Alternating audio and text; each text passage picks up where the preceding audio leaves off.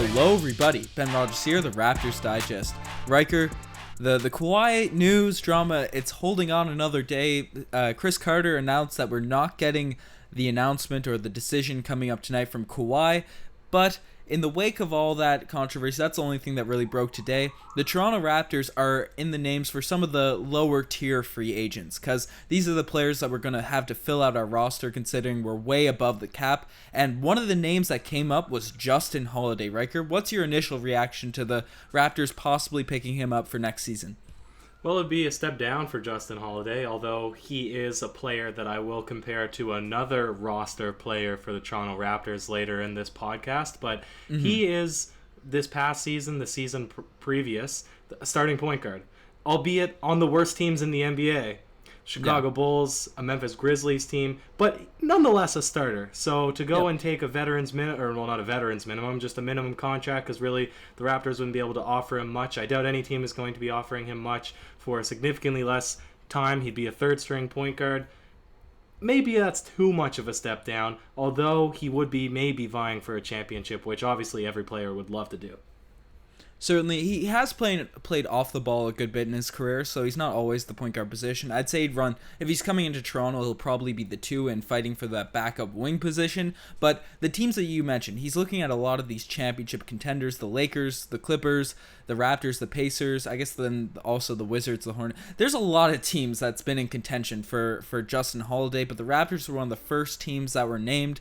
And yes, he was a starter for these poorer team, a starter on a lower tier conference teams. We're not going to call him bad and scrub teams, but he certainly would be. This would be the best roster he's ever played on. Yes, he'd have to take less money, but do you think a player that has been on struggling rosters for much of his career would be interested in taking less money to be on a contender, or do you think this is kind of just all smoke and mirrors that he'll come to the Raptors?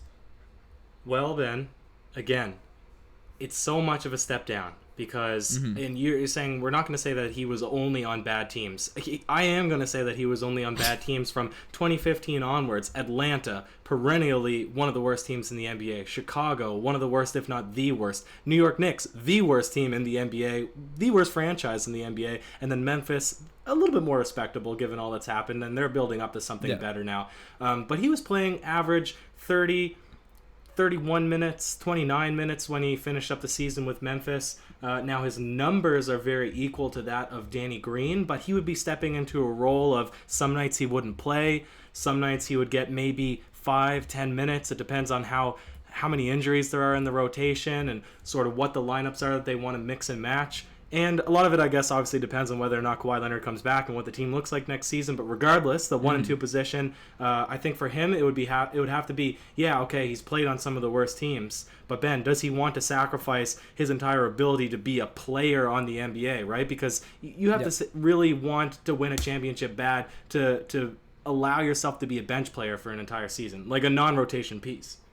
Yeah, certainly. That's something he'd be risking if he came to the Toronto Raptors, not being a rotation piece. You brought up his stats. He has pretty solid stats, but I would certainly put Danny Green in a tier above Justin Holiday. He's not the two-way player, but he could certainly come in and make an impact and be a guy that I'd like to have on the Toronto Raptors. Well, look at the numbers, though, Ben. Look at the numbers. Because points are almost exactly the same. Danny Green, before coming to Toronto, their 3-point percentage is almost the same, him and Justin Holiday. Well, Danny Green shoots 10% better from 3. 10%? Yeah, but you're looking at his Toronto You're looking at the Toronto. I'm talking about the 2017-2018 San Antonio Spurs. Okay, I don't have Danny Green's stats in front of me, but Danny Green shot 45% from 3 this year. Oh, this year he blew it out of the water. But what I'm saying is, prior to coming to Toronto, they're around the same stats, around the same minutes, around the same points, around the same 3-point shooting. Obviously, slightly different positions, but you're contending that he might come off as a two-way guard. But my thing is, Danny Green is a role player. You know, he's always been that guy. And for me, a starting point guard, and I guess if he's a 2, then you're going to be playing off the ball a bit more. But for a player that's used to handling the ball to come into that position, it's a lot trickier because offense is not coming to you whatsoever. Yeah, no, that's 100% fair. he'd come in and I think he'd have to play the off-ball position. I don't think he'd come to Toronto being the third string point guard going from starter to the third string. I think he'd come here expecting to be that second ball handler coming off the court in the same vein that DeLon Wright played with the Toronto Raptors. I think he'd be expecting that position for the Raptors, and the one we briefly talked about last podcast with Lynn, that's kind of a hole in the Toronto Raptors rotation that I'd assume they're trying to fill for the regular season, or at least have some insurance there. I think that would be the position that's most attractive for him. And we bring up Danny Green a lot in this podcast, and the Raptors are thrown in the name and the consideration of this player, along with a lot of other teams, so we might be taking this with a grain of salt. But do you think this could be an indication? We said in the Matt Thomas video that the Toronto Raptors have been in conversations and did end up signing another two-guard. Do you think this leads people to believe that Masai Ujiri expects Danny Green to leave regardless of Kawhi's decision? Because the Dallas Mavericks have been rumored to be offering Danny Green like $15 million per year. I'm not 100% sure if that's completely factual, but that's the rumor number being thrown out. Well, Ben, I'll let you elaborate further, but I'll put it this way. We would have liked Bismack Biyombo to stay, right? He was in a situation where he was maybe having the best time and the most pivotal importance on a team in his career, or at least in his recent career up to that date when he was playing for the Toronto Raptors, and he got whisked away by a worse-than team because they offered him a heck of a lot more money, if I do remember correctly. So I could see Danny Green going away. We've broken down the video where he's expressed he's looking for a long-term deal, and I've said I don't think that he's worth a long-term deal. I think he's worth renewing up to the 2 years when the Raptors are reevaluating the entire roster. But to give him a lot of money for a long term, to me, it doesn't make any sense. So I'd rather see him walk if it came down to it, if it came down to having to give him a lot of money. Well, that's a fair statement, especially considering Danny Green's age. But I'd argue that, especially with his connections with Kawhi and the fact that he's such an experienced role player and a 3-and-D guy, which are so valuable in the NBA, I agree it would be tough to pay him $15 million a year for the next 3-4 seasons. But if we could get Danny Green at a number like $10-11 million per year, and he wants that 3 or 4 year contract, I'd be fine with giving him that Norman Powell style contract, even if it might bite us a little bit in the back end of that deal. But I'm sure Masai Ujiri can make a trade before it becomes a poison pill contract if it ends up looking like it'll become that. I think you gotta pay Danny Green, but we're not 100% sure what the Raptors front office is, and the fact that a lot of shooting guards he's been called a point guard and a shooting guard in his career. I'd expect him coming in, especially with his size and length. He's a 6'6", 2-guard point guard, and he'd come in and probably play a wing position. The fact that all these guys are being named around the Toronto Raptors before the Kawhi decision is happening, I think that's an indication of what the front office might be doing. Obviously, the Raptors don't really leak anything, but it could be an indication that the Masai Ujiri's leaning closer to your opinion, that he's willing to let Danny Green walk, especially after the postseason, even though he was remarkable in the regular season.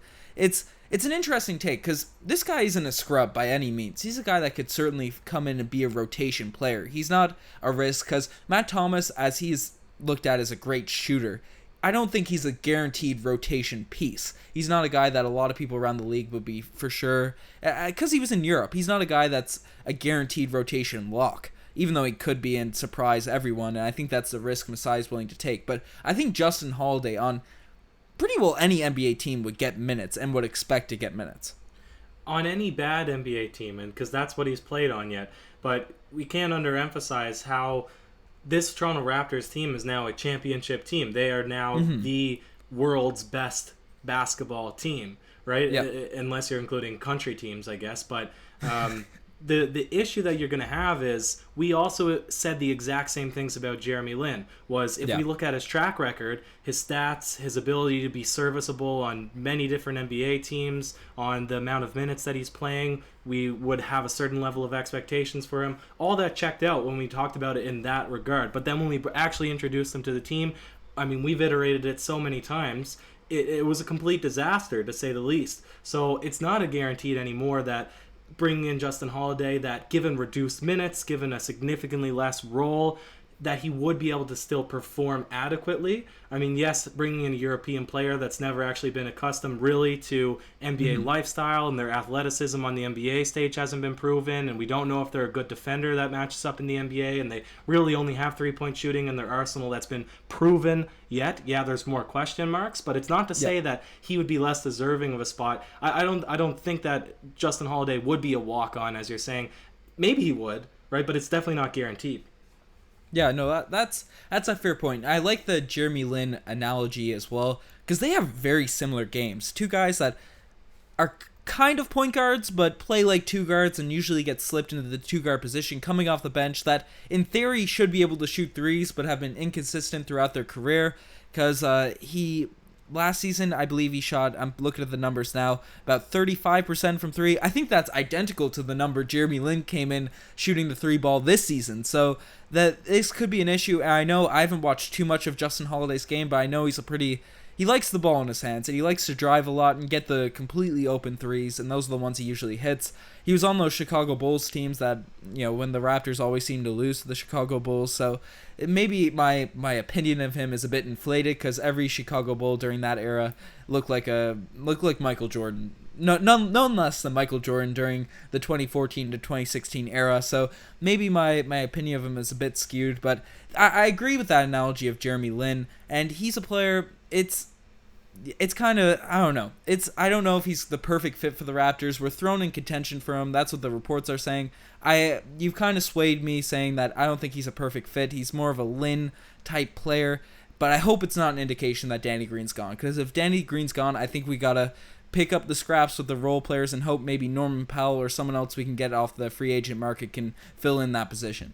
Yeah, and anybody that rebutes to say that Danny Green really ended up fizzling out towards the end of the NBA playoffs, you really do need to think about his entire time on the Toronto Raptors. Yep. He was a very important piece, and his two-way game, whether or not you really realize it or not, was really crucial for the Toronto Raptors. So you're absolutely right. You might be able to get back a guy that can shoot decently. Even though sometimes it seemed like Danny Green missed the biggest shots, he did shoot over 45% from three on the season.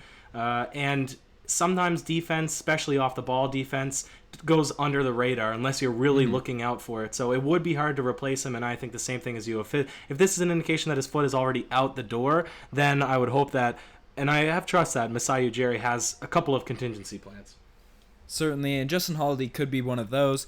It's going to be really interesting. You brought up the fact that Danny Green, he missed a lot of shots in the playoffs, and he didn't hit the clutch ones in the playoffs, but you and I used to joke about how it seemed like in the last 2 minutes of every regular season game, and every close one, Danny Green seemed to hit a three, whether he was 1 for 8 or 1 for 9 or 10 for 10 from three. He'd always hit one in the last 2 minutes during the regular season, so hopefully that's something that will carry over into next season, but let us know what you guys think. Do you think Justin Holiday will be a Toronto Raptor or should be a Toronto Raptor, or is this just maybe insurance in the worst case scenario that Danny Green and Kawhi leave or whatever, and Masai's just taking a flyer on this guy? Let us know in the comment section below.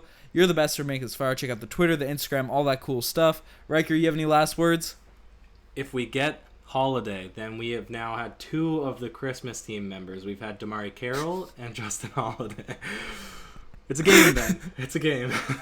We have to sign him now, Riker. Exactly. All right. Cheers.